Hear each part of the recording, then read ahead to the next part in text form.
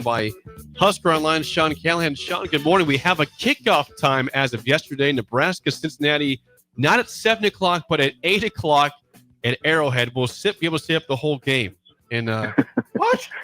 On Thursday, August 28th, Sean. Are you concerned at all? We're going to have Sip on a strict nap schedule. He's got, and knowing Sip, he's going to want to be on your show at 6 a.m. the next morning from the hotel he's on going Friday. To be. So he's committed to it, Sean. We're going to work it out.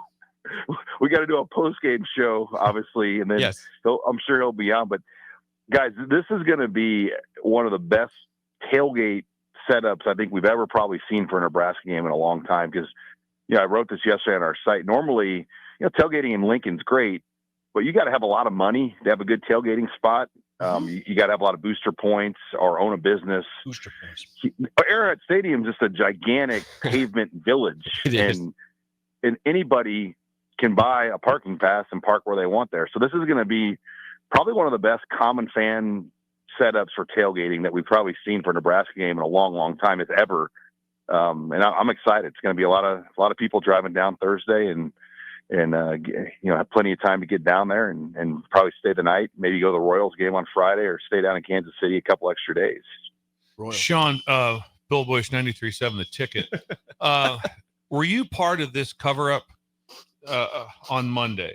There's a situation happening. Steve pulled a situation on us, and we want to know if you were behind this or what it was. We had a rule, and I didn't mention it. Steve came in all dressed up, khakis, on-3 shirt, and no hat, and then he didn't say a word, acted as if nothing was up, and then he just whistled as he left the building and went and did a 2-hour interview with the head coach.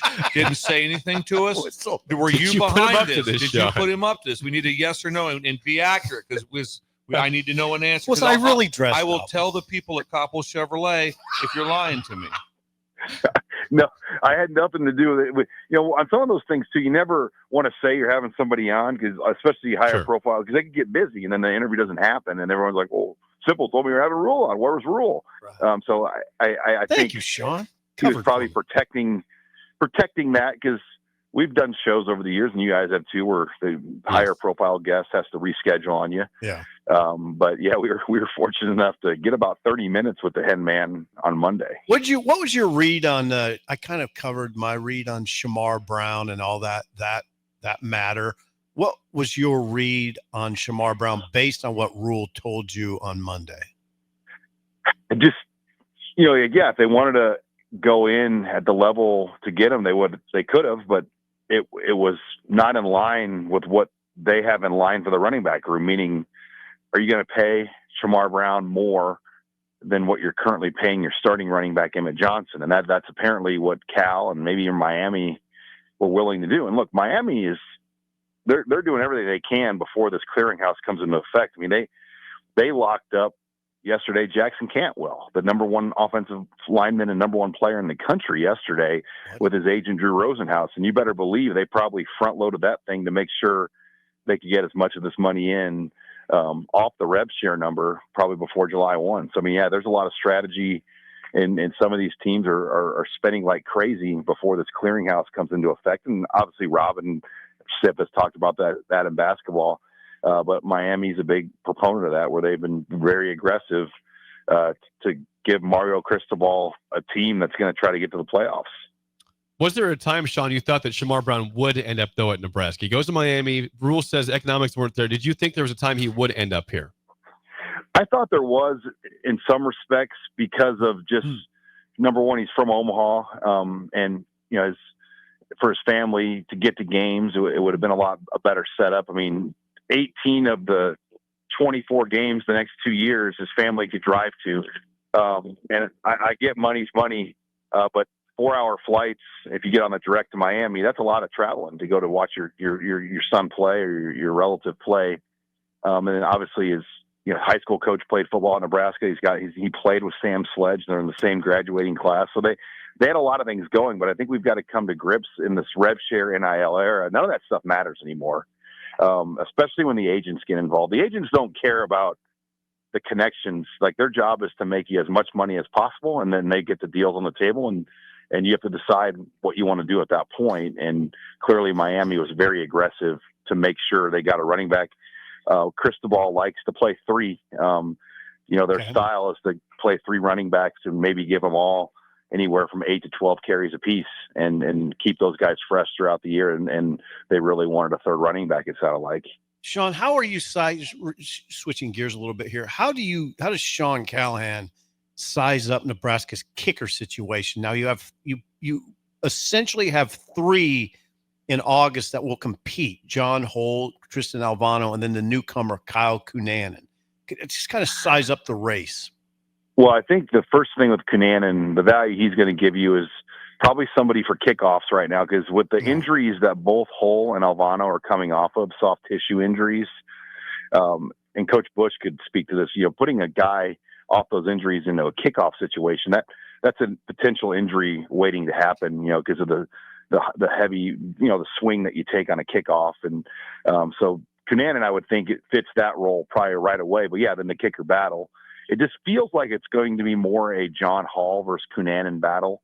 Alvano is still overcoming quite a bit. And we'll see where he's at mentally with his confidence level after the injury and the surgery and everything that he had to go through last year.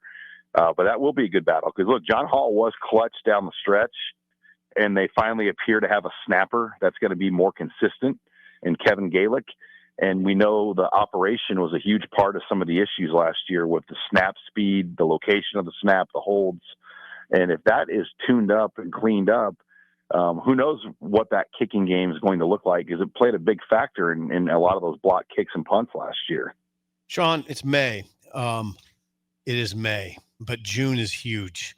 What on the recruiting front? Okay, so what do they got in the class of 2026 right now? Four commits? 4 commits, yeah. And when you come out of June, where should Nebraska be? Yeah, you'd like to see them in double digits, like 12-ish to 15 tops, but you're kind of done at that. And guys, this is the same position they were in a year ago. I know. I mean, they were about the same commit number last year at this time too. So it's not panic mode, because they have 30 official visitors are in that range coming in over 3 June weekends. Brian Munson has highlighted that they have 3 running backs coming in, high profile running backs in June. Nelson Wheeler from Grand Island, now at Millard South, they've checked in on, but that's why they haven't been recruiting, because they have 3 other guys they're bringing in. They have 5 top offensive linemen they're going to bring in the month of June. And, the board really shapes itself out. All you got to do is go look at the HuskerOnline recruiting visitor list on our visitor section, and it kind of shows you these are the guys they're recruiting at these positions. They're bringing them in for these June official visits. And then some of these players have already been to Lincoln at least one other time before, or even 2 or more. And that's when you close. You got to close on these guys in June. And most of these kids will make their decisions in June, or probably by July 4th, or some might extend it into August, the first week, and do kind of an announcement. But yeah, recruiting really will ramp up in June. And for the most part, a lot of it will be done before the season starts. I got a question statement. This is a question statement. Is it time for Nebraska to get back in the business of having big time running backs?